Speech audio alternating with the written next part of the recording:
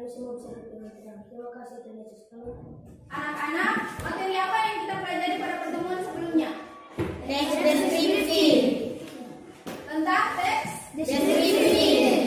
Ada yang masih ingat apa itu teks deskripsi? Masih ingat?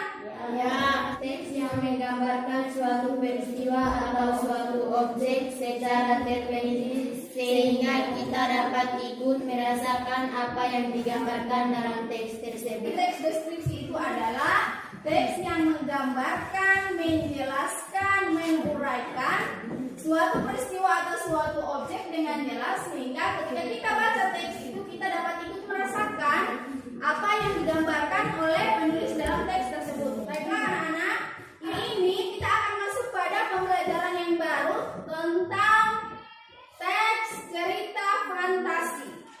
Kompetensi dasar yang akan kita pelajari ada di sini adalah kita mengidentifikasi unsur-unsur teks narasi atau cerita fantasi yang kita baca atau kita dengar. Nah, tujuan pembelajaran kita hari ini adalah kalian harus bisa menjelaskan pengertian dan ciri teks cerita fantasi dengan tepat. Sudah? Kemudian yang kedua, menentukan tokoh, latar, alur, konflik yang terdapat dalam teks cerita fantasi dengan tepat. Kemudian tujuan pembelajaran yang ketiga adalah setelah melewati proses pembelajaran ini, kalian harus bisa mengidentifikasi atau menentukan jenis dari teks cerita fantasi. Kalian sudah siap untuk belajar? Siap. Ibu akan memutarkan video ini untuk kalian. Perhatikan baik-baik. Kemudian gambarkan apa yang kamu dapat dari film ini.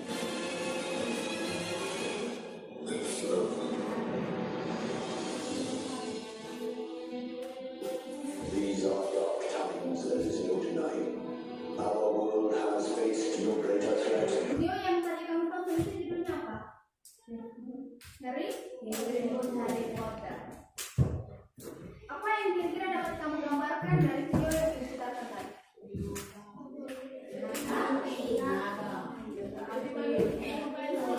Ada kejadian-kejadian aneh seperti naga yang berubah menjadi manusia. Yang sudah kalian simak tadi itu namanya film fantasi. Siapa yang bisa menjelaskan atau menyimpulkan penjelasan dari apa itu teks cerita fantasi? Coba, Elena. Cerita fantasi adalah gambaran peristiwa sesuai urutan waktu berdasarkan daya pikir dan khayal yang dituangkan penulis dalam bentuk cerita. Kira-kira ciri-cirinya seperti apa? Mengandung keanehan, keajaiban. Ya, yang pertama ada keanehan atau keajaiban yang terjadi. Yang kedua apa lagi? Memiliki ide cerita yang tidak dibatasi oleh realitas atau kenyataan. Itu beberapa hal tentang pengertian dan juga ciri. Tadi kalian sudah mengungkapkan atau menjelaskan pengertian dari teks cerita fantasi. Sudah toh? Ya.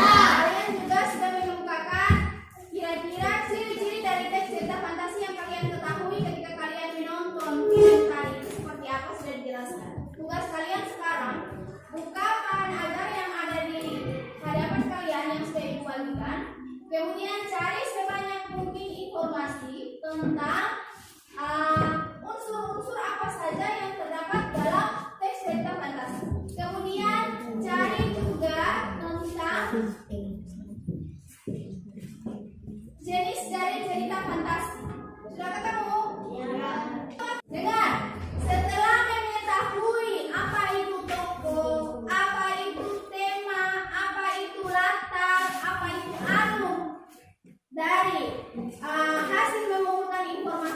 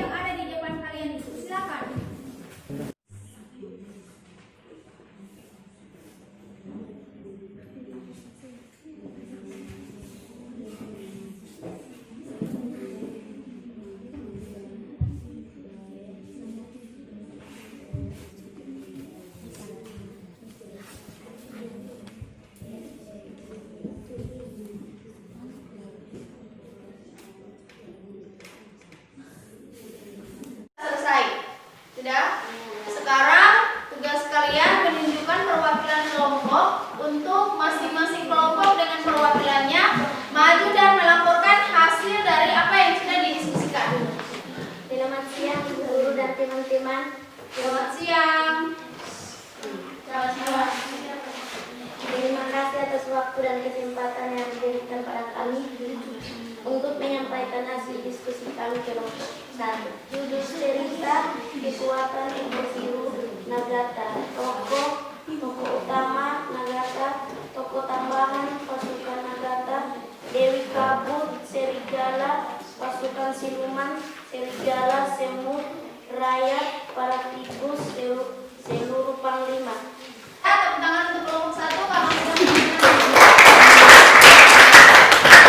kelompok 1 silakan kembali ke tempat. Dilanjutkan dengan perwakilan kelompok 2. Silakan. Selamat siang guru dan teman-teman. Siang. Judul cerita kekuatan ekor biru Nagata. Alur maju. Bukti kutipan atau alasan. Cerita fantasi berjudul kekuatan ekor biru Nagata. Menggunakan alur maju sebab seluruh rangkaian peristiwanya dimulai dari perkenalan para tokoh, pengabaran konflik, terjadinya konflik antara tokoh dan konflik berakhir. Dia menentukan tema. Judul cerita kekuatan ekor biru Nagata. Tema pertempuran atau peperangan. Cerita fantasi berjudul ekor biru Nagata. Ini berjenis cerita fantasi sezaman. Kelompok 2 silakan kembali ke tempat. Tepuk tangan dulu. Hari ini pembelajaran kita sudah sampai kepada tahap mempresentasikan hasil. Sebelum kita mengakhiri pembelajaran kita, apa yang bisa menyimpulkan kegiatan pembelajaran yang kita lakukan hari ini dari awal sampai dengan akhir? Apa yang kalian pelajari hari ini?